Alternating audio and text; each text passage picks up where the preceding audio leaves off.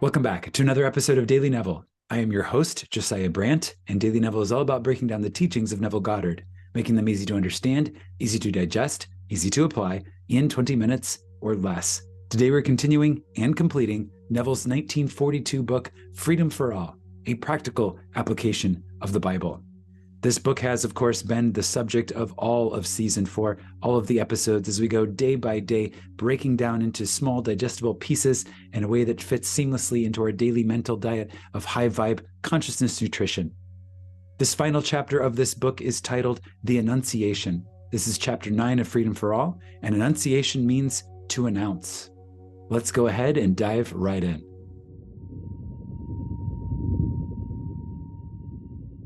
The Annunciation. Neville writes, "The use of a friend's voice to impregnate oneself with a desirable state is beautifully told in the story of the Immaculate Conception. It is recorded that God sent an angel to Mary to announce the birth of his son. And the angel said unto her, Thou shalt conceive in thy womb, and bring forth a son. Then said Mary unto the angel, How shall this be, seeing I know not a man? And the angel answered and said unto her, The Holy Ghost shall come upon thee, and the power of the Highest shall overshadow thee.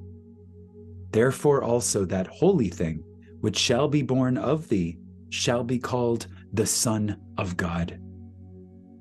For with God nothing shall be impossible."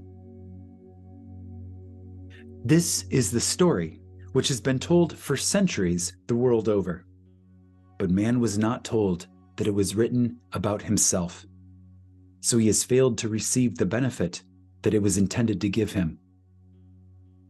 This story reveals the method by which the idea or word was made flesh.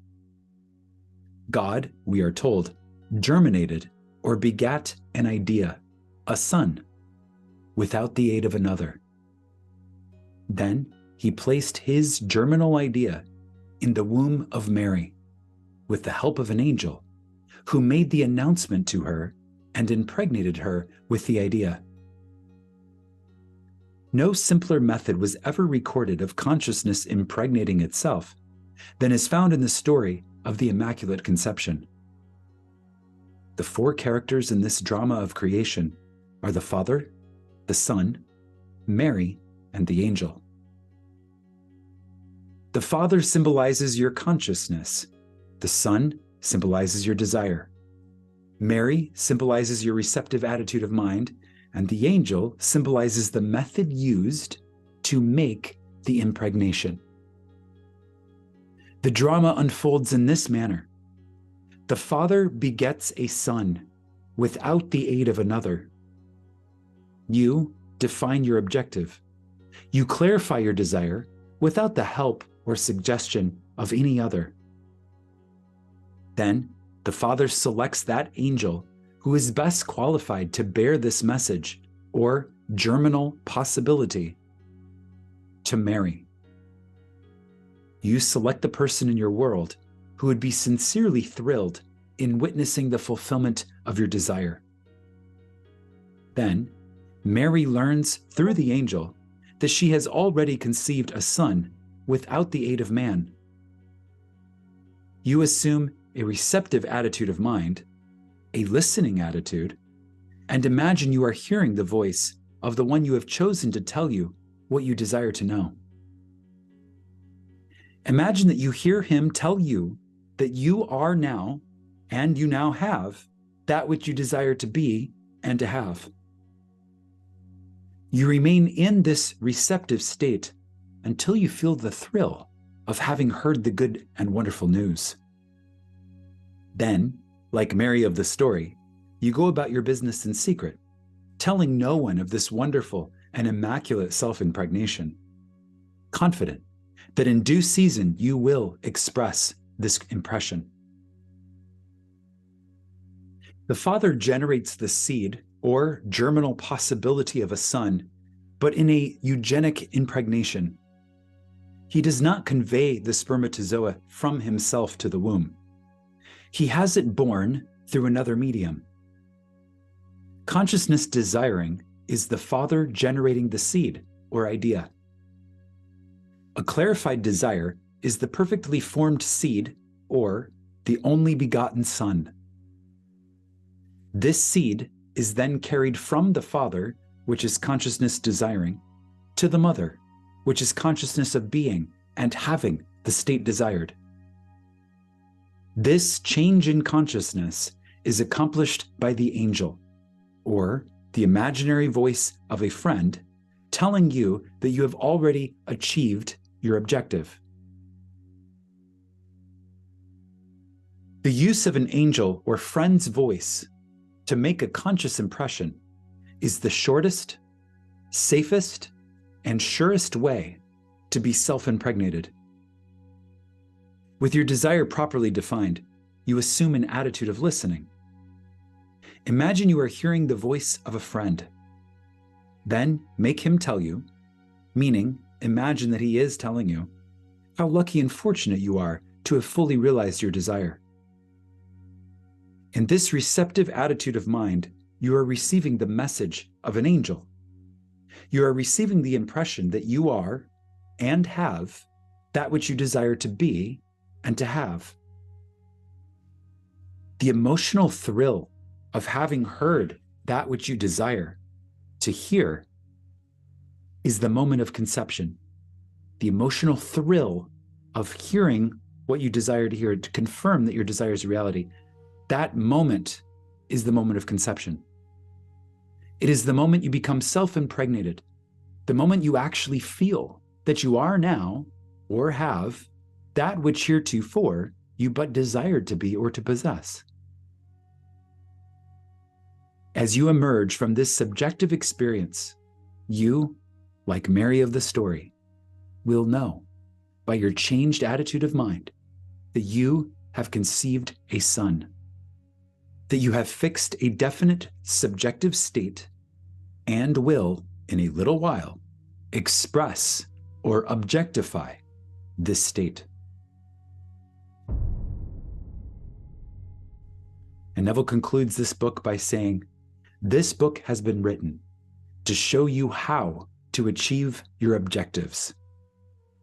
Apply the principle expressed herein, and all the inhabitants of earth cannot stop you from realizing your desires." And so concludes Freedom for All, 1942 book by Neville Goddard, Practical Application of the Bible. Let's talk about this chapter a little bit here. So this is the announcement or the Annunciation. Angels are messengers. That's typically how they've been viewed throughout human history. Angels are considered to be messengers. So this Bible story, when the mystics wrote this story, they were using an angel or a messenger to convey to Mary a change of state. So she went from not being pregnant to being pregnant, and an angel was used to convey that change of state. So in this case, the angel was the messenger. Now, the Father, who is doing the impregnating in this case, is consciousness desiring. The Mother, or Mary, is the receptive attitude of mind, meaning the part that is willing to receive the desire. And the Son is the desire objectified. And the angel, which is the fourth character in this drama, is used to convey that change of state. And this is really a recipe. And Neville's describing how this is the surest, the safest, and most reliable way to plant, or to use his words, he says, to become self-impregnated, to plant your desire in a way where it will harden into fact. The moment that you actually feel that you are now that which you desire to be, that's the moment of conception. That's the thrill, and that's that emotional feeling. We've talked about that extensively throughout these episodes. That's that moment, that thrill, that release. It's the emotional or ethereal orgasm that occurs when you realize that you are that thrill, that moment. That's the moment of conception. That's the moment when your state has changed and you are now pregnant, in a manner of speaking, meaning that you are now germinating the idea, which will take material form in the appropriate amount of time. Every seed has its appointed hour, and as we know, each seed will take the perfect amount of time that it takes for it to become materialized in the objective world. So this is the final chapter, and he's really using this final chapter as a way to convey what he feels is the surest, safest, and shortest way to apply a Bible story, a recipe for creation, in this case, to great effect. And so he's choosing to end the book with this because it is a story that all Christendom is going to be aware of. And it's a very easy way to convey exactly how to practically apply the story of the Bible for real world physical effects. So that concludes this episode, and it also concludes season 4 of Daily Neville, Freedom for All, Practical Application of the Bible. Moving ahead into future seasons, we will continue with Neville's books. I'll be back with more information about when to expect that. And until then, I hope that you have found these episodes insightful. I hope they have improved your quality of life. I hope they have given you that high vibe daily consciousness nutrition. And I hope that you share them with those that you feel will value them as well. Until next time, my friends, imagine wisely, and I will see you all again very soon.